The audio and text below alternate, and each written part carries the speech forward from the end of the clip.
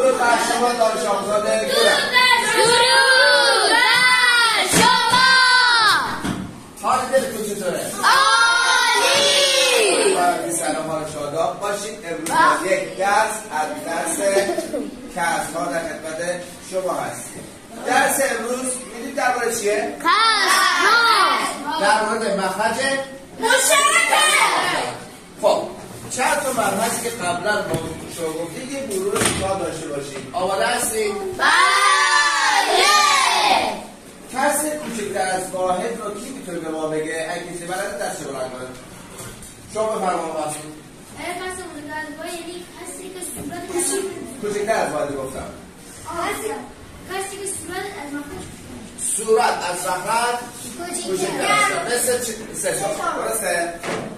آقای محمد پارسا تمن‌ها شما بگو کسی بزرگتر از واحد چه کسیه؟ صورت از مخرج بزرگتر است. مثل 8 درسته؟ آقای پارسا دیدار شما به من بگو چه کسی برابر واحده؟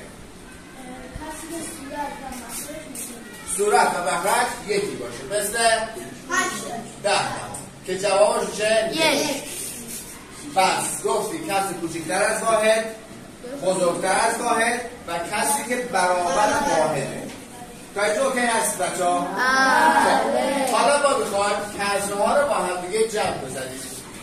کسرهایی که مخرجشون مساوی باشه چیکار بکنیم؟ مثل 2/4 به اضافه 1/4. اینو چیکار بکنیم بچه ها؟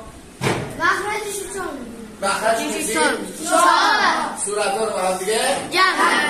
پس مشکلی در اینجا نداریم. اگر مخرج کسرها مساوی بود بیان صورت ها رو با هم دیگه جمع کنیم. اگر علامت تفریق داشته باشه آقای کاموشرینی چیکار میکنیم؟ علامت به اضافه نامشون تفریق باشه چیکار میکنیم؟ از هم دیگه تفریق میکنیم یا کم میکنیم. پس هیچ فرقی نداره. چرا؟ چون مخرج ها مساویه. فقط این علامت تعیین میکنه که ما اینا رو جمع بکنیم یا از هم دیگه کم میکنیم. خب تا اینجا اوکی هستید بچه‌ها؟ بله. مرحله برم جلو تا براتون خوب جا بیافته که چی بخواید بگید. حالا اگر ترسایی داشته باشید آقای محمد شیرانی که مخرج‌هاشو مساوی باشه چی کار باید کرد؟ آقای محمد شیرانی جان بس مخرج‌ها با هم زد کنیم. خب من این مثال بزنم مثل 1/3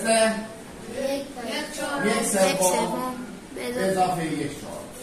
چند تا نمونه اینجا بنویسم تا براتون خوب جا بیفته که چی بخواد بگید.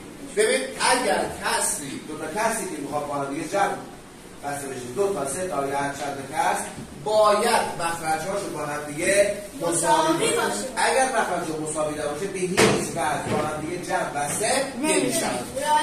تا اینجا اوکی هستید؟ این یه مثال دارم اینجا 1/3 به اضافه 1/4. یک مثال دیگه میذارم 1/12 به اضافه 1/3. از واژه از عدد 1 استفاده کردم که براتون قابل بلوزتر باشه راحت تر باشه که عددها عدد بزرگی نباشه. اینجا میگیم 1/8 به اضافه 1/6. این 3 تا مثال. این روشی که میخوام به شما یاد بدم یک روشی که خودم ابداعش کردم. گفته است خودم از جایی هم اقتباس نکردم، از جایی هم الهام نگرفتم، از کسی هم یاد نگرفتم. یک دفعه به ذهنم رسیده و به کار بردم. سوالیات سوالی رو در مدارسی که حالا توی شرح علوم که همدان باشه بودیم تدریس کردیم و بچه‌ها به صورت خوب یاد گرفتن. یک یادگیری همیشگی نه که حفظ بکنن. خب امیدوارم شما این مطلب رو یاد بگیرید. اگه جایی هم متوجه نشدید به من بگید که دوباره عنوان بزنم. بچه‌های عزیز ببین اگر 1/3 و 1/4 به عنوان 2 تا آدم در نظر بگیرید 2 تا آدم که میخوان سر یک موضوع به توافق برسن. این عدد 3 و عدد 4. یکیش عدد فرد یکی عدد زوج. مسلماً به توافق رسیدن این 2 تا با هم دیگه خود سخته چون یکیش فرد یکیش زوج. اینجا چند عدد داریم؟ عدد 12 داریم. عدد زوج اینجا عدد چی داریم؟ 3 داریم. عدد فرد. پایش داریم 2 تا عدد زوج.